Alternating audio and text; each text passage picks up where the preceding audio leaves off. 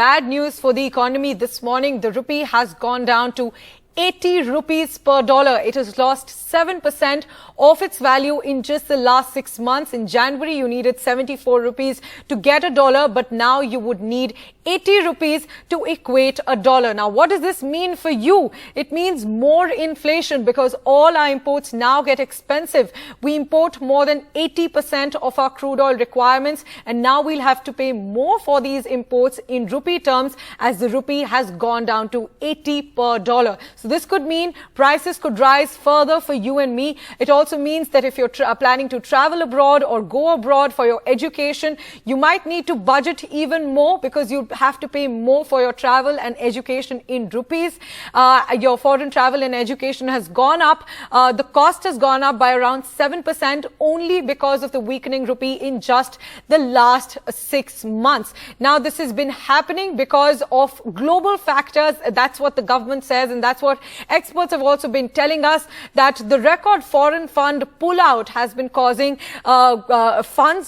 dollars to move out of India, to leave India. That's reducing the value of foreign exchange reserves that we have in the country, and that the increasing demand for the dollar is taking up the rate for the dollar. And of course, as rupee is valued against the dollar in a comparative sense, that means that rupee's value is going down in comparison with the dollar. Now, there's also an upside that our exports now get more competitive in the global economy, as a foreigner now has to pay less in terms of their currency, in terms of dollar, to import every rupee worth of goods from India. But many say that the pros in this case are lesser than the cons. As we are a net importer, that means that more expensive imports are going to hurt us even more, and even they will overtake the pro of more competitive exports. So the cons definitely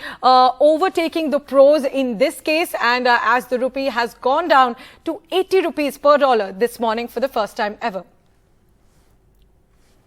Now, to understand what this means for you and whether the worst for the rupee is yet to come, we have with us Subhash Chandra Garg joining us, who's the former finance secretary, to understand the impact. So, your first take on this, what do you think is going to be the impact of on the people? Of course, inflation going to rise.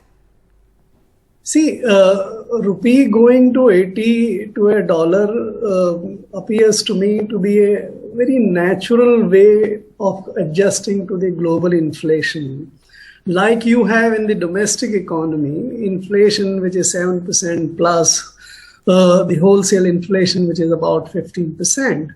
So the global goods and services are also getting impacted by this inflation. The rupee reflects the external value of the dollar reflects the external value of rupee, like the inflation reflects the domestic value.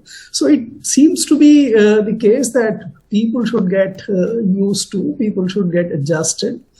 We had one big advantage or strategy earlier to see that the rupee doesn't depreciate that much against the global currency, which was that we had a lot of surplus on the capital account. Right. The capital account in the form of the FDI, the FII flows, the ECB flows and all. And that dollar supply coming on the capital account was making up for the deficit on the current account. Current account is when you buy goods and services like oil, coal and other things and services. So, but for last 1 year or so, the capital account has also become a bit of a problem for India. There is a lot of outflow. And the policies which we are pursuing are the ones where capital account is not getting addressed. Right. The interest differential between the global interest rates and the domestic rate is smaller than attractive enough to attract the global flows. Right. And if that situation continues, there would be, to my mind, depreciation of rupee in times to come also, despite the RBI spending some or quite a lot of the foreign reserves. RBI has used about $50 to $60 billion Right. in last. And in fact, I was coming to that, Mr. Garg. The government says that most of the slump is because of global factors and it's not really in our control. But do you think the RBI can do more, or the government can do more to control this slump? See, the global situation we import because we need our people to consume those goods and services, and therefore that is for the public welfare. For people need to consume that. You need coal, you need oil, and many other things, electronics, and things like that. So the choice is that you need to keep on importing, but you need to pay for it.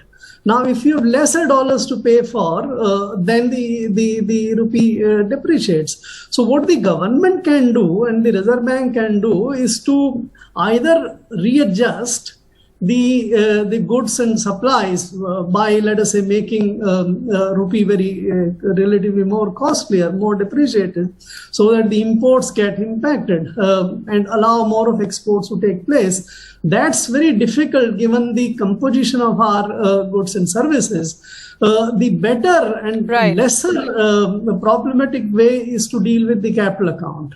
So capital account measures like raising interest rates to bring to make it a little more interesting and attractive for foreigners to make investment in the country. So government can do and has to do, but it depends upon what kind of rupee dollar exchange rate it wants.